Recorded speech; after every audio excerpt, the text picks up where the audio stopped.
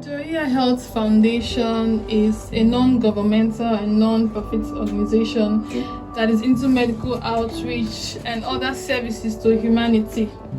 The organization has been founded since September 2017, and since then, our mission has been to reach out to both rural and urban areas with health awareness campaigns, advocacy, and sensitization. Aside from health, do they engage in other things? Basically, everything in a bid for us to being healthy and safe. Okay, all right. Can you tell us more about the role you play? Odola, as the coordinator for Akwa Ibom State. What are the roles you play for Akwa Ibom in making sure that the health status of Akwa Ibom State is solid? Okay, we actually carried out an outreach on menstrual hygiene. That was on the 28th of May. Okay. Yeah, we went to two different schools. We went to Mainland Technical College in Oron and also Arita John Exclusive International School in Oron. We sensitized the children on how to take care of themselves during menstruation, how to properly dispose their pads, how to properly wear their pad after when they are menstruating, and also how to calculate their menstrual cycle and ovulation. Yeah. Okay. Now, since we are on menstrual hygiene, can you please break it down?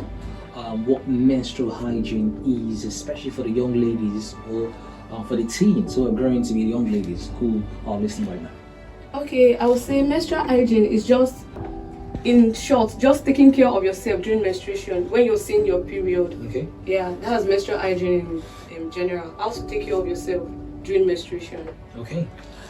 For the ladies listening, some people have certain misconception about what menstrual hygiene does, what they do, what you should eat, what you're not supposed to eat when you're on your period and stuff. So can you please clear up these misconceptions for us?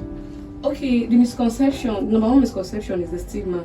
Most girls, they feel when they're on their period, they are abnormal or they are dirty. Yeah, they feel like that. So because of this, they don't like to associate with others on their period. You see some students, they'll stay back at home during their period. So we are here to tell them, to sensitize them that menstruation is not a disease. It is something that is normal. So they are supposed to be free. They shouldn't be stigmatized whenever they're on their period. Okay. Oh, you want to ask something? Yeah, I was saying, just like she mentioned, stigma. Most of the adolescent girls from our outreach, you notice that they were not confident about it, and this is the misconception we're trying to correct by going about the sense and the awareness, the outreach, and everything. Because menstruation is normal. So as a girl child, you should be proud about it. You should have dignity about it. So it's not something for you to start feeling bad or any other thing. Another misconception is cultural barriers, because most of our cultures have made the girl child feel like there are some certain places she shouldn't go, because some cultures limit, if you're on your period, you're not supposed to go there, you're not supposed to go there. So those kind of things make them feel less. But that's not how it's supposed to be. Menstruation is something that is a biological process in every girl child or a woman. So why should I be restricted or limited about it? Okay. That's it. Right. Okay. In dealing with these areas core areas that you've mentioned as challenges, how can we correct these challenges? Okay, that's why we are actually, as an organization, we are actually sensitizing this girl child about it, that they shouldn't see menstruation as a disease. They should be very proud when they're on their period. It's a privilege, because we have some people out there.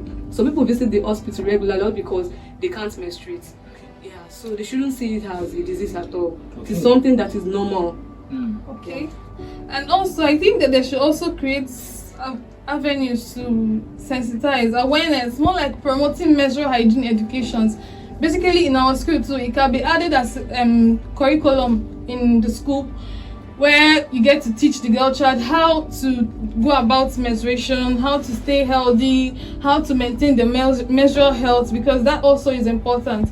So these are ways we can also correct it. We can also talk to our parents, our siblings.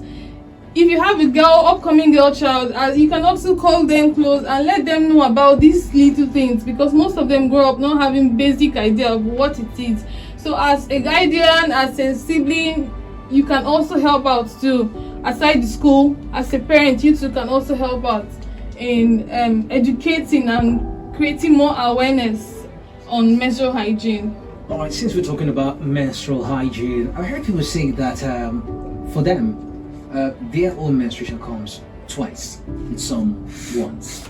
Is this normal? Yeah, it is in some cases for those that have short period cycle. Yeah, if they have short cycle, they are likely to see their period twice in a month. Okay. Yeah. Oh, okay. Everybody has different body system. How your body system functions is not how I function. So it depends on your menstrual cycle. That's how regular or how often you would see your menses, your period. Okay then. All right, let's talk about the schools that you've been to. Okay. What's the feedback like? How are they responding to this sensitization you're giving them? Okay, when we get to mainland technical college, okay, after the sensitization and all, we noticed that most of the girl child, they were shy about it. Actually, they were very shy about it. In fact, because okay, after everything, we had to give them free parts, but most of them are very shy. But I believe after sensitizing them on it, they were very free. They were happy to be privileged to be among those that receive the sensitization on that very day. Okay, let's look into the family area, for instance. The parents also play a crucial role in helping, making sure that the girl child, they're able to speak up. Because I noticed that sometimes when a girl child just starts saying for a while, some of them are shy. Maybe they're like, they're scared. Will the parents hurt them? Will they beat them? How do you think Oyiya Health Foundation can help make these girls be bold in telling their parents that this is what is going on? Okay, the organization we try our possible best to make sure that every year on World Menstrual Hygiene Day, being the 28th May, we reach out to these young ones, telling them that there's dignity in it. It's not something, because from our outreach we noticed that, like she said, most of them were shy. Like they were not even confident. When you're like, have you seen your periods? To even put up their hands is an issue for them, because they were not confident about it, and that's not how it ought to be. Period is something that you must see as a girl. It is normal. If you don't see it, in fact, at some point you should get worried. So you should be proud about it. So when you see that you've approached the age of menstruating, you can easily confide in any parents close by, more preferably your mom or your sister who is already advanced in such things, and then help them. That's why Victoria is going about telling them that be proud about it. There's dignity in it. Okay. Don't feel shy. Don't feel less of yourself. Don't feel abnormal. You are perfectly alright. Okay. And you should speak up if there's a need for it. So aside from being on radio and going to schools, are there other places that you've touched before? Yeah, Oyiya Health Foundation has been in this since 2017 when we were founded, September 11th. Okay. And since then we've been carrying out other medical outreach. Last year we marked World Menstrual Hygiene Day at Government Girls Secondary School Oraminike in Port Harcourt, Rivers State precisely. Okay. We also marked World Malaria Day. So we go about commemorating most of these activities in different areas, because for World Malaria Day we visited a primary health center, and then we also gave them mosquito nets. While for the World Menstrual Hygiene Day, we went to a government school in Port Harcourt, and we also gave our parts to them. So these are what we are into. All right. For once in time, let's try and wrap this up. Ojola, I'm going to start with you.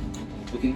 For the benefit of people listening, if you want to reach out to your organization, for happiness now, for inquiries, or possibly helping out with the organization, to increase the amount of supplies that they give to the girl child, and also maybe spread some love to the boy child as well, because everything is not about the boy child and the girl child too. I mean, some love is needs to hit the boy child too. So, how can which organization? Okay, you can reach us on 081 2990. You can reach us on that line. Then you can follow us on our social media platform. We're on WhatsApp, we're on Facebook, LinkedIn, Twitter, Instagram, and even on TikTok. On Facebook, you can follow us at Oyiya Health. On Instagram, you can follow us on victoria.health. While on Twitter and LinkedIn, we still remain Oyiya Health. Okay. Alright, that's how we wrap it up right here. Odunla, it's amazing having you on the show. Odunla Oyetunde. She's the coordinator of Oyiya Health Foundation for Akwa Ibom, and she came here with Happiness Monday, the assistant coordinator for Akwa Ibom State of Oyiya Health Foundation. It's amazing having you both in the studio. Thank you very much. So much. Thank you very much. Alright, that's how we wrap it up here. My name remains really